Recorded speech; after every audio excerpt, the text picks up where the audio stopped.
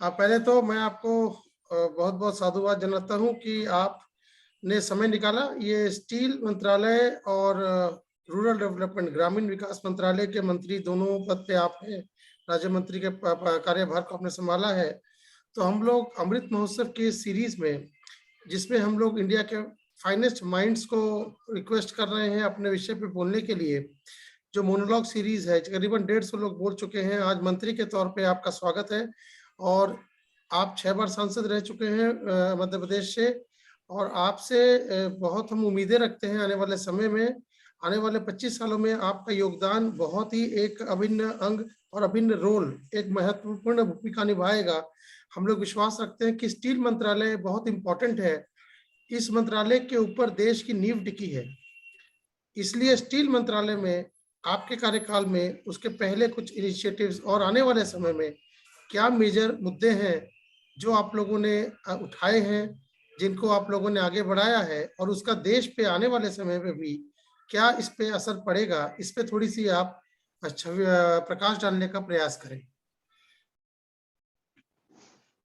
देखिए अमित जी, एक तो पहली बात तो मैं आपको बताना चाहता हूं कि जब स्टील मंत्रालय में जब मैं काम करने के लिए आया तो पहली बार 2017 में हमने एक स्टील पॉलिसी बनाया और ये हमने टारगेट तय किया कि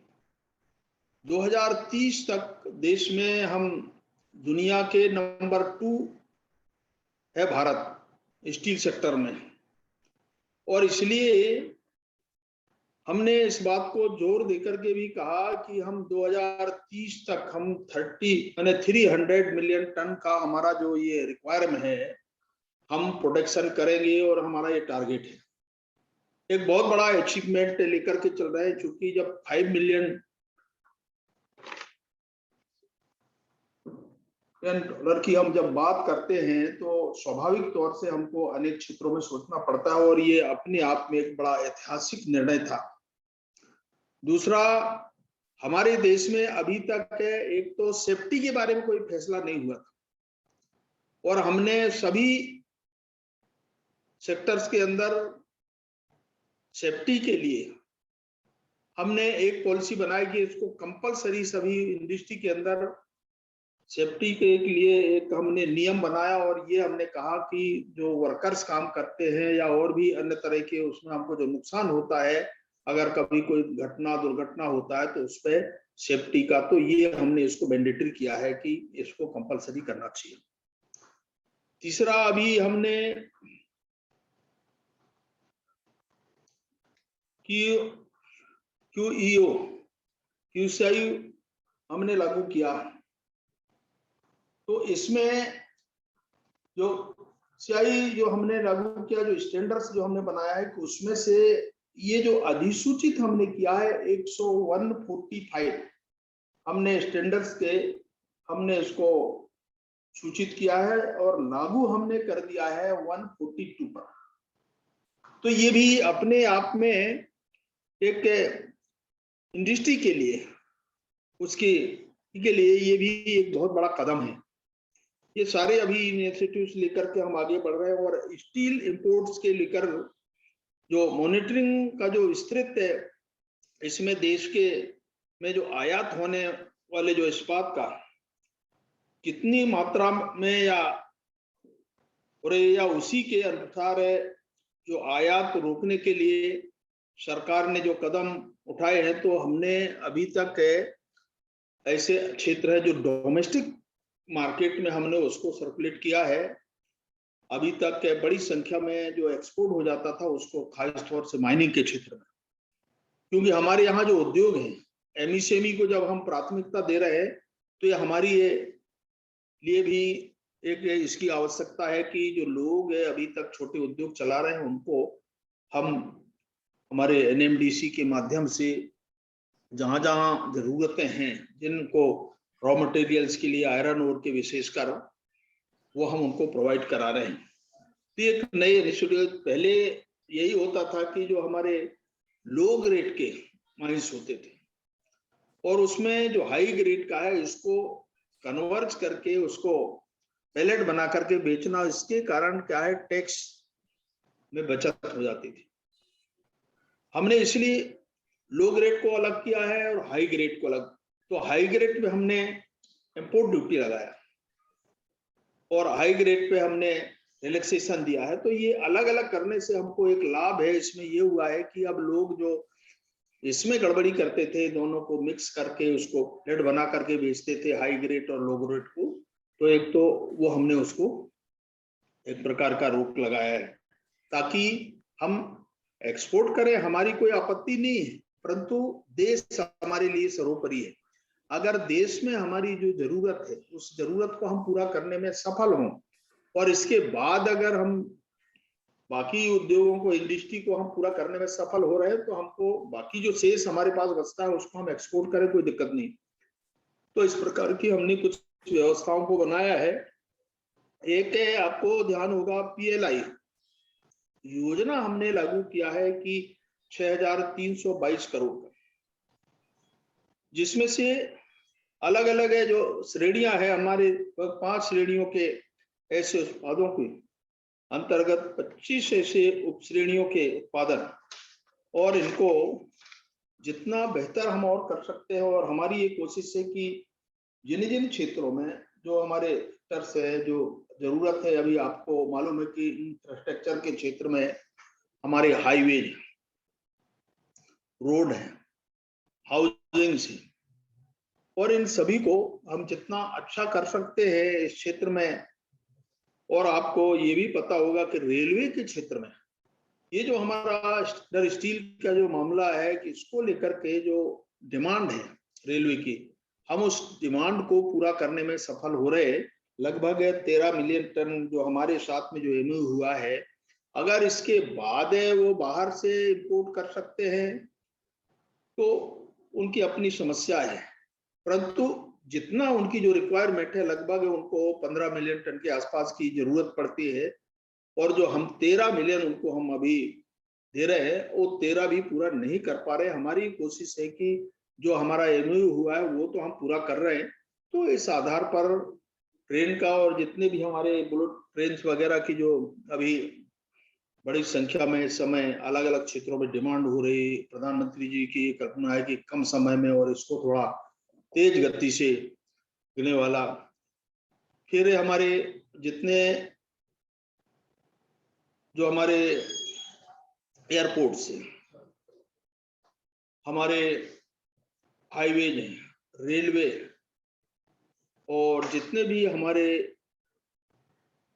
पट्टनम जैसे क्षेत्र है जहां पर हम पोर्ट का काम चलता है, ऐसे अनेक क्षेत्र वाइजय, खलदिया, और उनमें भी जितना अच्छा हम कर सकते हैं वो कोशिश हमारी है। और मैं कह सकता हूं कि इस क्षेत्र में जितना बेहतर हमारा प्रदर्शन है, और आज कुछ हमारे जो प्लेयर्स हैं जो उनको अगर छोड़ दें तो देश में इन छोटे जो उद्योग हैं जो हमारे सेकेंडरी लेवल के, तो उनका भी बहुत बड़ा योगदान है उसमें, मैन पावर, लोगों के एम्प्लॉयमेंट और बाकी इन चीजों का आप देख सकते हैं कि इसको लेकर के लोगों में बड़ी संख्या में लोग काम करते हैं और हम उनको इस दिशा में आगे बढ़ा रहे हैं। और हमारी कोशिश है कि निरंतर प्रोडक्शन हमारा बढ़े और जो जरूरत है उसको हम हमारे इन सारे चीजें मिलकर के, और आज लगभग हम 120 मिलियन टन तक हमारा जो प्रोडक्शन है वो हम इतना कर पा रहे हैं, और हम बहुत जल्दी इसको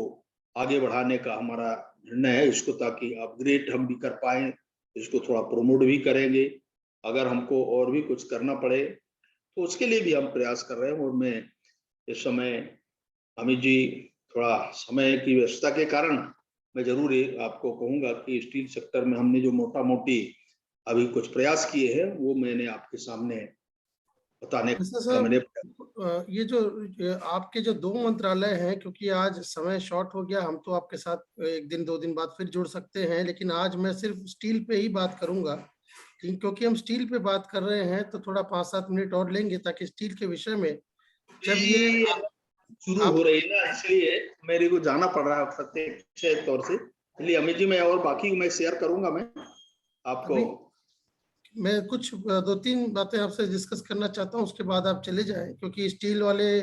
विषय को आज अच्छे से थोड़ा डिस्कस कर लेते तो कम से कम स्टील वाला इश्यू पूरा हो जाएगा। एक तो रेट को लेके बड़ी इसमें जो स्टील के रेट्स हैं, आपको रेट के बारे में देखो, सारा इंटरनेशनल हमारा ये विषय है और इसीलिए समय समय में अप डाउन होते रहते हैं और हमारी कोशिश, हमारी भी चिंता है ये कि जो रेट का जो मामला है, देखिए हमारा अकेला नहीं है, पूरा दुनिया में, और इसीलिए ये हमारी एक कठिनाई है, परंतु चिंता हमारी जरूर है, इसको लेकर के हम लोग कर रहे हैं और मैं आपको भरोसा दिलाता हूँ कि बहुत जल्दी इस पे एमएसएमई वाले जो हैं इसको लेके बड़े परेशान हैं कि जो रेट बाइंग रेट्स है और उसके अलावा जो उनको क्रेडिट की जो व्यवस्था है उसमें अगर फ्लेक्सिबिलिटी मिले तो हमने जितने भी ऐसे जो लोग हैं खासतौर से एमएसएमई में, हमने उसको डे टू डे हर डे हम मॉनिटरिंग कर रहे हैं और जितना भी हम उनको रिलैक्सेशन दे सकते हैं, उनके पेमेंट के सारे क्लेम है, सब तरह के विषय है, हमने पूरा इसको डेली मॉनिटरिंग कर रहे हैं और जिन जिन का भी है उसके सारा सेटलमेंट का वो हम पूरी ईमानदारी के साथ कर रहे हैं और इसके कारण आज एमएसएमई को जो भी लाभ हो रहा है, ये आप कह सकते हैं कि इसके लिए हम खुद चिंता कर रहे हैं और उनका कोई भी ऐसा क्लेम आज की तारीख में कोई पेमेंट बाकी नहीं है, ये मैं कह सकता हूं। थोड़े बहुत किसी कारण से रुके होंगे, परंतु 90% आप मान के चलो हम बराबर उसको कर रहे हैं। नहीं, जैसे आज कोल मंत्रालय है उसने ऑक्शन की व्यवस्था चालू करी, उस तरह से हमारे स्टील मंत्रालय के माध्यम से,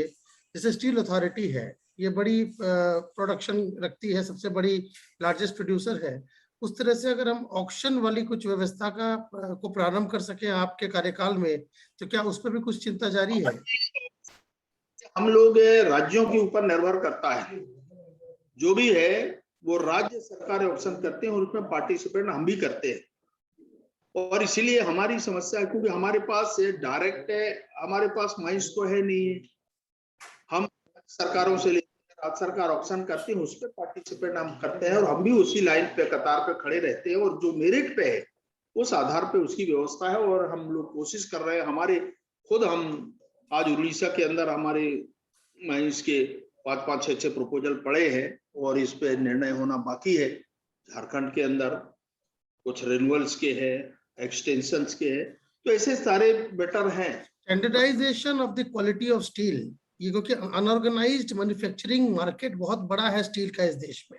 और खास करके उन राज्यों में जहां पर माइंस हैं, जैसे झारखंड है, उड़ीसा है, बिहार है, यहाँ पर माइंस है, यहाँ पर कोयला उपलब्ध है, यहाँ पर आयरन ओर उपलब्ध है, स्पॉन्ज आयरन बनता है, तो वहां पर अनऑर्गेनाइज्ड मार्केट स्टील प्रोडक्शन का बहुत है। तो इस कारण में क्वालिटी वर्सेस रेट का जो समन्वय है, इसको तो मिलाना बड़ा मुश्किल हो जाता होगा आपके मंत्रालय के लिए। इस विषय में क्या आपने कुछ कार्य किया है? नहीं, हम लोग कोशिश यही कर सकते हैं इसके लिए और कर भी रहे कि एक प्रकार का समन्वय बना करके, तालमेल बना करके राज्यों से ये करना पड़ता है, क्योंकि सारा जो कुछ भी है ये राज्यों पर निर्भर करता है। अगर राज्य चाहेंगे, देखिए रॉयल्टी हम बराबर देते हैं, आपको मालूम होगा आजकल रॉयल्टी बहुत, हम करीब 37% रॉयल्टी हम राज्यों को देते हैं और राज्य इस पे अपने उनको सोर्स ऑफ इनकम मान करके वो जो भी रेवेन्यू जनरेट करते हैं और वो अपने राज्यों के विकास में इसका योगदान रहता है। ये बहुत बड़ा है, पर राज्य इसमें आगे आए, हमारी ये पूरी कोशिश है। रेगुलेटरी अथॉरिटी का बनाने के बारे में क्या किया है? उसके बारे में आप सोचेंगे, क्योंकि अभी एकदम ऐसा, तो क्योंकि ये दोनों राज्य और केंद्र का विषय रहते हैं, तो हम जरूर इसके बारे में सोचेंगे। बहुत अच्छा है आपका सजेशन, जरूर इसकी चर्चा करें। एक रेगुलेटरी, क्योंकि आज आपका समय कम है, लेकिन ये बड़ी लंबी चर्चा है। देश में स्टील की क्वालिटी के ऊपर देश का इंफ्रास्ट्रक्चर निर्भर करता है, और अगर जो ब्रिज बनते हैं, अगर वो एक्सीडेंट्स होते हैं तो वो भी इसलिए क्योंकि क्वालिटी करती। पर ठीक है, मैं आज आपसे जुड़ने के लिए बहुत बहुत धन्यवाद आपको और साधुवाद जनाता हूं, और हम लोग स्टील पे भी आगे भी और चर्चा जारी रखेंगे। ये पहला अध्याय आज यही समाप्त करते हैं। ठीक है, धन्यवाद अमित जी। मिलते हैं, बात करते हैं सर।